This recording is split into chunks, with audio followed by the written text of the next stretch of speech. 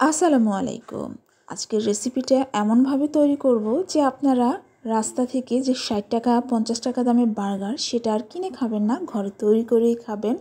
বিশ্বাস করুন, খুবই ইজি এবং খুবই টেস্টি। বাইরের রেসিপির চাইতেও বেশি মজাদার এই রেসিপিটা অবশ্যই আপনাদের ভালো লাগবে আশা করছি। পুরো রেসিপিটাই দেখবেন।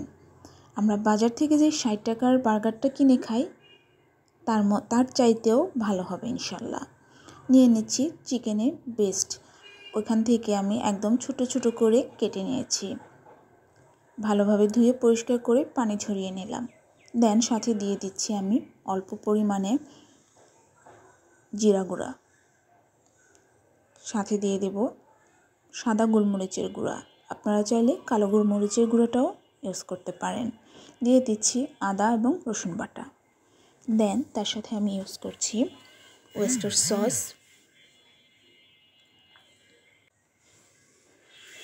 সয়া সস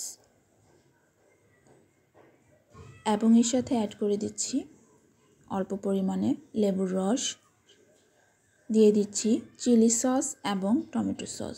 সব কিছু ভালোভাবে দিয়ে মিশিয়ে আমি তারপর লবণটা অ্যাড করব, কারণ ওয়েস্টার সস এবং সয়া সসে অনেক লবণ থাকে। দিয়ে দিচ্ছি আমি মরিচের গুঁড়া। আপনারা মরিচের গুঁড়োটা আপনাদের টেস্ট অনুপাতে অ্যাড করবেন। যেহেতু আমার বাচ্চারা খাবে তাই আমি ঝালটা একটু কমে দিচ্ছি। ভালোভাবে মিশিয়ে নিচ্ছি। এইভাবে অবশ্যই তৈরি করবেন। রাস্তার যে আমরা বার্গারটা খাই তার চাইতে অনেক টেস্টি হবে। আমার টেস্ট অনুপাতে আর একটু লবণ লাগবে, তাই আমি এইটুকু লবণ দিয়েছি। আপনারা চেক করে আপনাদের টেস্ট অনুপাতে লবণটা দিয়ে নেবেন। দিয়ে ভালোভাবে মিশিয়ে নিচ্ছি। আমি এই রেসিপিটা তৈরি করা আমার বাচ্চারা এখন আর বাইরে থেকে বার্গার কিনে খেতে চায় না। তাদের যখন ইচ্ছে করে তখন বলে, মা তোমার বার্গারটা তুমি তৈরি করে দাও তোমার রেসিপিতে। এবার তৈরি করে নিয়েছি বার্গার সস। ইউজ করছি আমি মেয়োনেজ। আপনারা ঘরে মেয়োনেজ ইউজ করতে পারেন। আমি বাইরে থেকে কিনে এনেছিলাম, সেই মেয়োনেজ ইউজ করছি। নিয়ে নিলাম মেয়োনেজ, সাথে দিয়ে দিচ্ছি টমেটো সস। আমি একদম অল্প সময়ে এবং অল্প খরচে আমি তৈরি করছি, তাই আমি এভাবেই ঘরে থাকা যে উপকরণ ছিল তা দিয়েই সব কিছু করে নিচ্ছি। সাথে দিয়ে দিব গোলমরিচ গুঁড়া। দিয়ে ভালোভাবে মিশিয়ে নেড়েচেড়ে নিচ্ছি বার্গার সস তৈরি।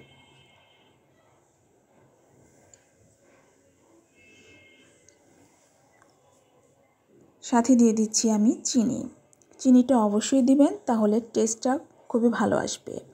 এবার আমি সব কিছু ভালোভাবে নেড়েচেড়ে একদম মিশিয়ে নিচ্ছি। দেখুন আমার বার্গার সসের কালারটা দেখতে যেমন সুন্দর, খেতেও অনেক টেস্ট হয়েছিল।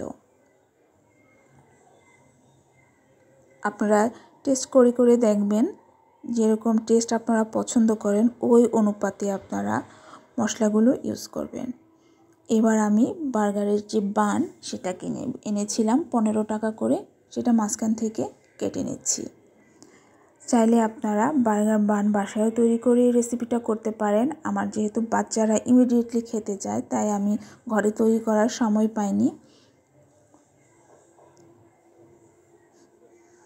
হালকা আঁচে উল্টে পাল্টে একটু ছেঁকে নিচ্ছি। আপনারা চাইলে এটা ওভেনেও গরম করে নিতে পারেন।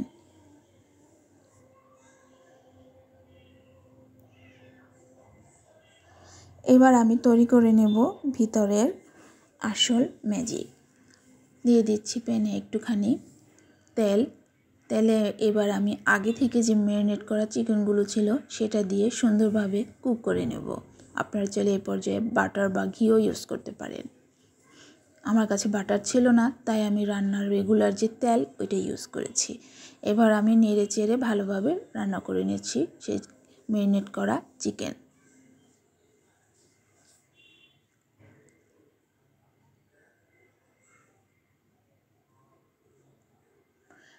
আপনারা অবশ্যই এই রেসিপিটা তৈরি করে খেলে আমাকে জানাবেন যে আপনাদেরটা কেমন হয়েছিল।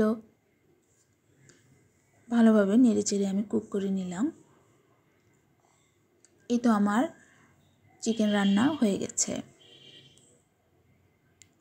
এবার সে আগে থেকে তৈরি করা সসটা আমি ব্রেডের উপর ভালোভাবে দিয়ে নিচ্ছি। দুই পাশের দুই ব্রেডের ভিতরেই আমি সুন্দর করে এই বার্গার সসটা দিয়ে তারপর সে ওই চিকেনের সাথেও আমি মেয়োনেজ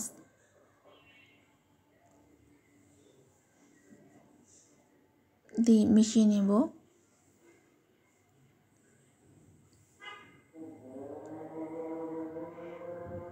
দিয়ে দেব টমেটো সস, দিয়ে ভালোভাবে মিশিয়ে সেই চিকেনটা আমি বার্গার বানের ভিতরে দিয়ে দেব।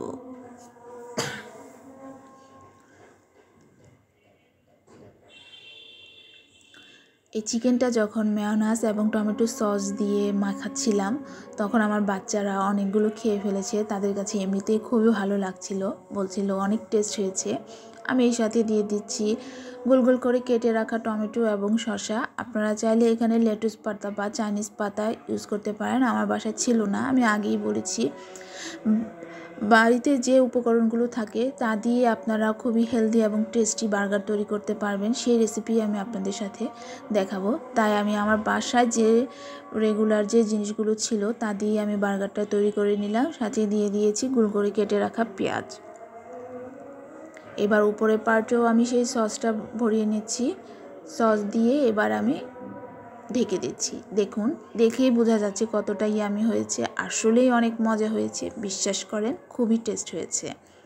একটুখানি গার্নিশ করে নিলাম, যদিও আমি ওইরকম গার্নিশ করতে পারি না। আপনাদের কাছে যদি রেসিপিটা ভালো লেগে থাকে অবশ্যই একটা লাইক এবং কমেন্টস করবেন এবং তৈরি করে খাবেন, আমাকে জানাবেন কেমন হয়েছিল। আমার পাশে থাকবেন। যারা আমার চ্যানেল থেকে দেখছেন আমার চ্যানেলটাকে সাবস্ক্রাইব করে দেবেন, আর যারা আমার পেজ থেকে দেখছেন তারা অবশ্যই আমার পেজটাকে একটা ফলো বা লাইক দিয়ে দিবেন। সবাই ভালো থাকবেন। আমি আরও নতুন নতুন রেসিপি নিয়ে ইনশাল্লাহ হাজির হব। আপনাদের বাসায় এগুলো তৈরি করে বাচ্চাদের খাওয়াবেন, তাহলে আর বাইরে থেকে কিনতে হবে না। আল্লাহ হাফেজ।